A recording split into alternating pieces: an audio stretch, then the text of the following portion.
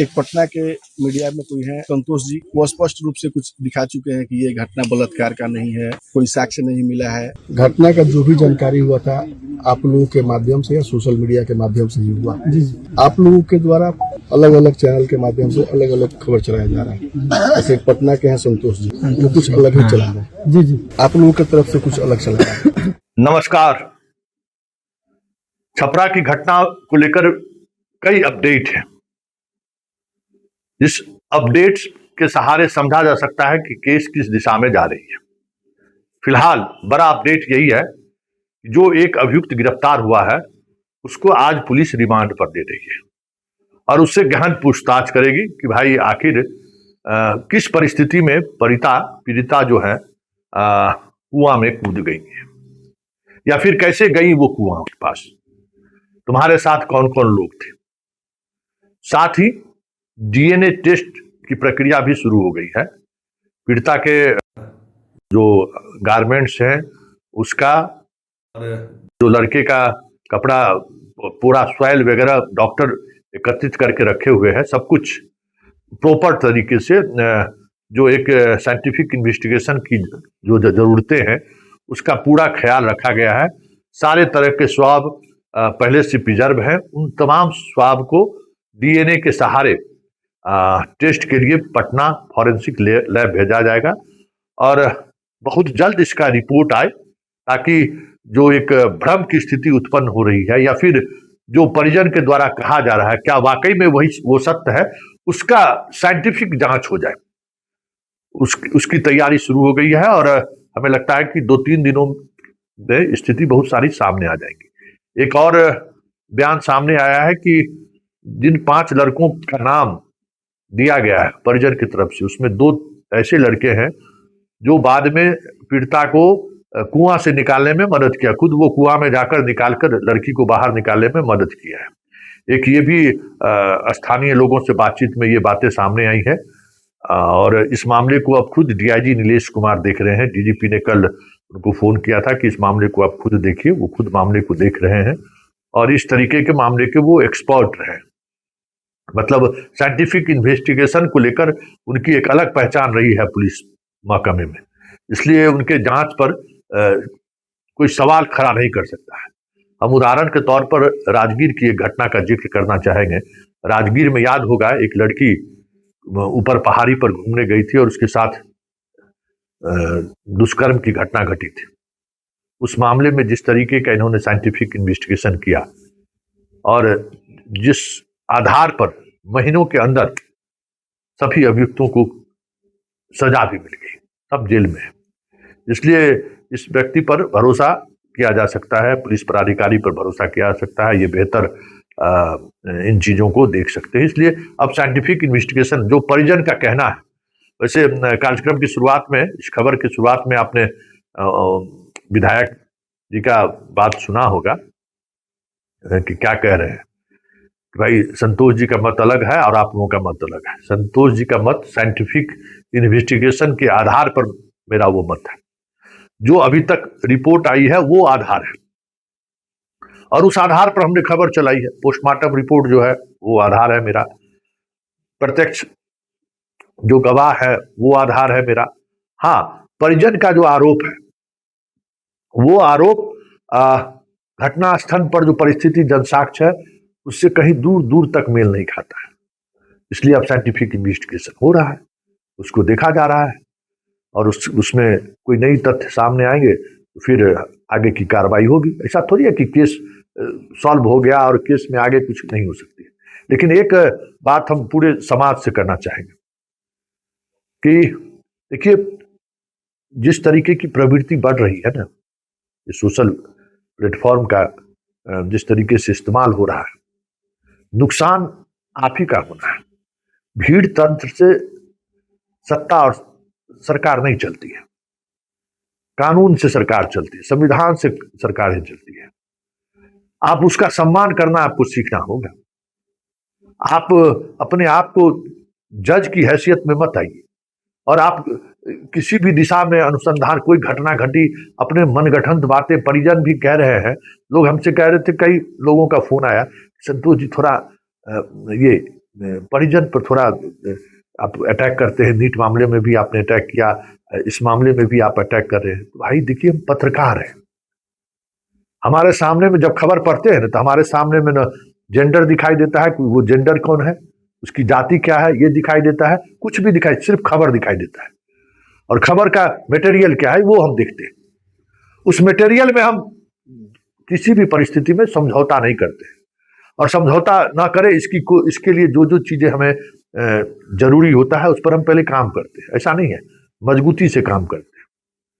और एक बात समझ जाइए कि 25-26 साल का मेरा अनुभव है। विधायक को कहना पड़ा ना कि संतोष जी का ओपिनियन कुछ और है, मेरा ओपिनियन नहीं है। जो अभी तक फैक्ट है, जो इन्वेस्टिगेशन में आया है, पुलिस जो कह रही है, वो हम आपके सामने रख रहे हैं। और यही पत्रकारिता का पहला अध्याय है।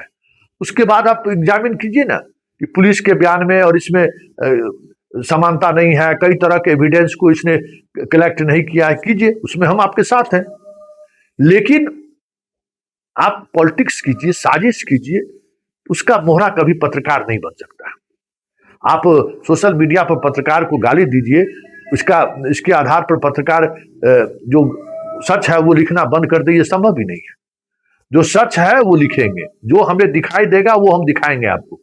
आपको अच्छा लगे नहीं लगे, आपको नागवार गुजरे नागवार गुजरे, आप स्वतंत्र हैं, लेकिन गाली देने का अधिकार आपको नहीं है। क्या पत्रकार को गाली दे दे? ये अपराध है, कानूनन अपराध है भाई। और चलते चलते एक बात और कह देते हैं। देखिए, जो कुछ समाज में घटित हो रहा है, नेताओं की मजबूरी है कि आजकल सोशल मीडिया की वजह से वो भी दबाव में आ जाते हैं, उनको जाना पड़ता है। अभी तक जितने बड़े नेता वहां गए या जो लोग भी गए, सब कहीं न कहीं किसी न किसी तरीके से हमारे संपर्क में है, और वो भी समझ रहे हैं कि सच क्या है, लेकिन वो मजबूर है, समाज का दबाव है। लेकिन राजीव प्रताप रूडी हो, चाहे आनंद मोहन हो, चाहे चेतन आनंद हो, चाहे और जो विधायक जी गए हैं, प्रभुनाथ सिंह जी के बेटा हो गए हो, जो एक जिम्मेवार व्यक्ति की जो एक जिम्मेवार बयान हो सकता है, उसने उन्होंने दी है। और इसमें कोई दो मत नहीं है कि जांच तो होनी ही चाहिए। परिजन को जैसे भी संतुष्ट हो, जिस हद तक संतुष्ट हो, उनको तो वो उनका राइट है और वो उन्हें मिलना चाहिए। लेकिन जो कुछ भी हो रहा है, जो कुछ हुआ है, उस पर प्रशासन से भी हमारी लंबी बातचीत हुई है कि भाई, पॉस्को एक्ट में पीड़ित का न गांव को दिखाना है, न पीड़ित के परिवार को दिखाना है, न पीड़ित के किसी आइडेंटिटी को डिस्क्लोज करना है। परिजन का खुल्लम खुल्ला किए जा रहे हैं। नेताजी लोग भी ये चीज नहीं समझ रहे हैं, सारे लोग एक्यूज बन जाएंगे। पॉस्को एक्ट का जो प्रावधान है, जितने विधायक और मंत्री जी गए हैं ना, सब एक्यूज बन जाएंगे। कानून को हाथ में लिए हैं। पॉस्को एक्ट की धारा सीधे तौर पर कहते हैं कि पीड़िता का आइडेंटिटी कहीं से भी किसी भी रूप में डिस्क्लोज नहीं होना चाहिए। और जिस तरीके से सोशल मीडिया पर खुल्लम खुल्ला बहन की तस्वीर दिखाई जा रही है, बहन का बाइक चलाया जा रहा है, वो बहुत बड़ा अपराध है। एक यूट्यूबर्स और एक पत्रकार में यही फर्क है। तुम 5 मिलियन व्यूज ला सकते हो, लेकिन तुम्हारे इस कृत्य से समाज का ओपिनियन नहीं बदल सकता है। समाज के को समझता है कि कौन व्यक्ति का क्या महत्व है, किस व्यक्ति का क्या समाज में योगदान रहा है। 2 दिन 4 दिन आओगे, बैंड बजाओगे, फिर अपना घर चले जाओगे, फिर नए शिकारी के तलाश में निकल जाओगे, नए शिकार के तलाश में। ये यूट्यूबर सब क्या करते हैं? शिकार के तलाश में रहता है पूरे दिन। अरे पढ़ा लिखा कर यार, चिल्लाने से या किसी को गाली देने से कुछ नहीं होना है। अगर कोई कुछ कह रहा है तो उस तथ्य का मूल्यांकन करिए, लेकिन वो तो करना नहीं है, क्योंकि इसमें तो 1 लाख 2 लाख व्यूज मिल जाएगा, 2-4-10 लाख समर्थक मिल जाएगा। लेकिन वो समर्थक जो है ना, तुम्हारे लिए सड़कों पर कभी खड़ा नहीं उतर सकता है, क्योंकि जब वो सड़क की तरफ बढ़ेगा तो उसको लगेगा कि समाज हमें भी देख रहा है।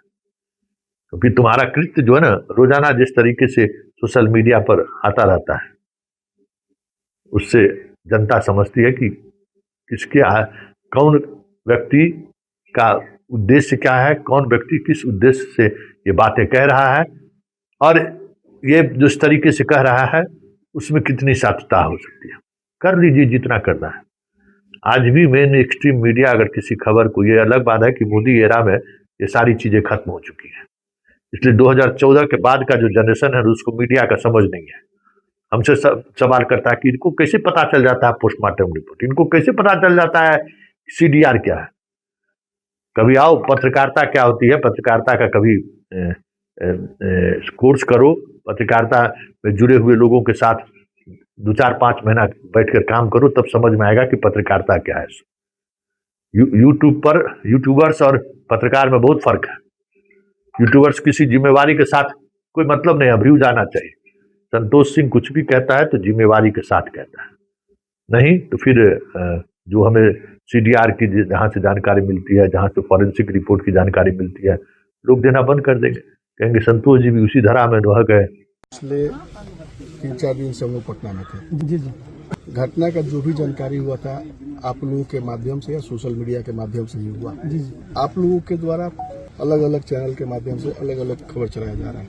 जैसे पटना के हैं संतोष जी, वो कुछ अलग ही चला रहा है। जी जी। आप लोगों की तरफ से कुछ अलग चलाया जा रहा है, और जिला प्रशासन के द्वारा जो सोशल मीडिया पे बात बोली गई या मीडिया के माध्यम से हम लोग को जानकारी हुआ, उसमें एसपी साहब जो बात बोले वो कुछ अलग है। लेकिन पीड़िता की मां से मिलने के बाद, बहन से मिलने के बाद जो जानकारी हुई है, इन लोगों के हिसाब से जांच अभी नहीं हो पा रहा है।